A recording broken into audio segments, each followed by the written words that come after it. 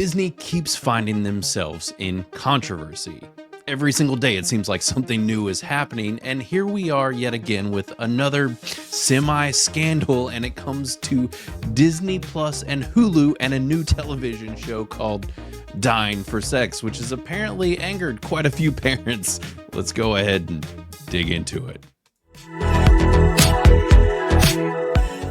Now, many of you might not know, but a while back, Disney got the rights to Hulu, and all of this happened during the Fox merger, and they started pulling in all of the content and Hulu as well, along with ESPN and all of these things onto Disney Plus itself. And that's where this controversy lies, as you see directly on my Disney Plus account here, and what has people mad. But before we get started, I want to make sure to let everyone know to hit that subscribe button down below, hit the comments, the likes, do all of that. It helps our channel grow a whole bunch, and if you want to stay on top of news and things happening in the entertainment industry or the latest in reviews for movies and television shows, this is your chance right here. Give us the subscription down below. We really appreciate it. But anyways, on to the news. So this new show, Dying for Sex, it's I didn't know anything about it, but I had the exact same thing happen to me that many other parents have, which is that it was blasted on the home screen, and that's what a lot of people have problems with, because the thing is, this company is still Disney, which is a family brand, a kids brand first and foremost. But now they've brought in all of these other things that are adult centric, and it is causing them problems. It does make sense for them to, bundle and save and put all these things in one place. But the question is, are they handling it right? And is this the parents' fault for just pulling this up on the screen, or is it the fault of Disney for the way that they're handling it? And obviously, this name speaks for itself. If you have kids over a certain age, that are instantly going to lock in on this title and this image, and it's a bit evocative and all of that. So there's a lot here to kind of hash through. But, I mean, there is a real question here as to if this is Disney's fault, or if us as parents should just be careful which accounts we're opening and when, where, and why. But as far as Dying for Sex goes, this is, like I said, a new television show, and it's on Hulu. And this is actually based off of a true story. The concept in itself is really ridiculous and also has people a little riled up. And when searching for this and looking at it, I found something very interesting, and it's in the producers. Now, if you were to look on the screen here, you'll see some names pop up. One specific is Leslie Headland. This is an individual who is notoriously hated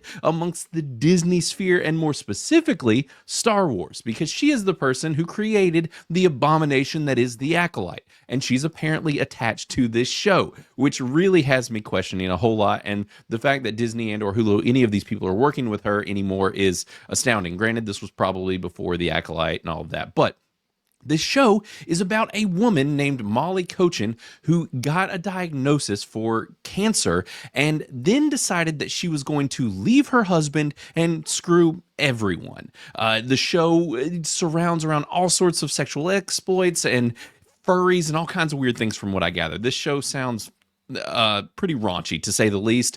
And this actually reminds me of something that just recently happened as well, which is the issue with Anora. And the exact same thing happened where they were advertising it on the Disney Plus home screen right here. But the thing is, at least with Anora, it wasn't a provocative picture. It was just the name of the movie, and it was right there. But the thing is that now this one, with the title and the picture going together, is definitely more controversial. And just the concept of the show in itself, the fact that this woman, and it is a real story, decided to leave her husband because she just wanted to screw a bunch of people, and it was actually 200 men. So there's that. And that's what this show is about. Now, I'm not here to shame Hulu into the fact that they made this show. It is what it is. It's based off a popular podcast and story and all this stuff. Watch it if this is your bag, I guess. I'm not here to shame you, but it is a bit of an issue when it's Disney and it's on their app and it's right here on the home screen. This actually happened, like I said, to me on our account, and my kids were in the room and stuff too, and I know that my daughter saw it. But the interesting thing is, this isn't just a Disney issue, because this actually even popped up on my television's home screen and was being advertised there as well. And it's like, look, it's kind of wild that this is what you're pushing to advertise on television home screens, not only just Disney Disney Plus home screen. So this gets into advertising at large and what you're kind of marketing en masse into everyone out in the open. But people seem to have issues here, where this post right here from an ex-user says, this is what your kids are seeing on Disney today.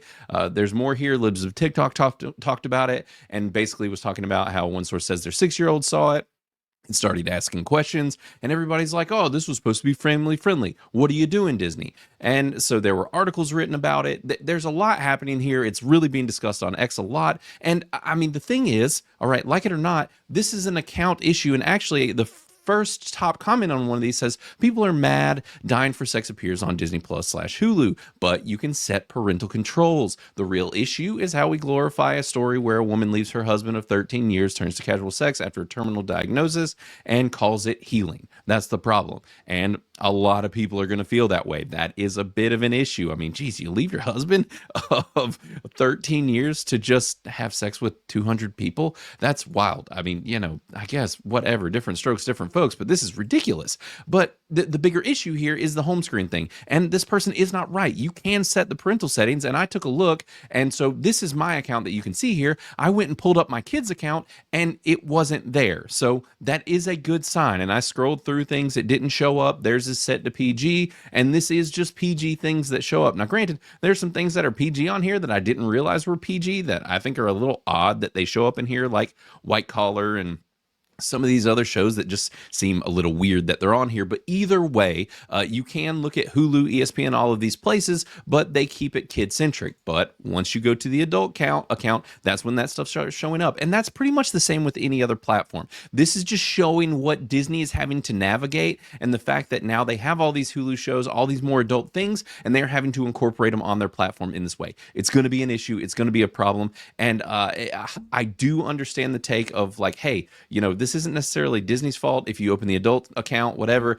Painting it in a, this is what your kids are seeing on their version of Disney Plus. Like, no, that's not. You open the adult version, and that's what they saw. And I get it. It's a problem, and it's a bit of an issue, but it kind of is what it is. Now, when it's on a home screen of a television, not even the app, and it is being marketed, that is a problem, and that is an issue. And that's on the other places like Roku or wherever I happen to see it, Samsung, one of those places. That is a problem because this is more controversial marketing, and we see this across the board for all sorts of platforms. But I do want to hear what everybody else thinks about this, just the show in itself, the bombshell here that Leslie Headland is attached to it. And just, you know, are you planning on watching or checking out Dying for Sex? I can't say that I am.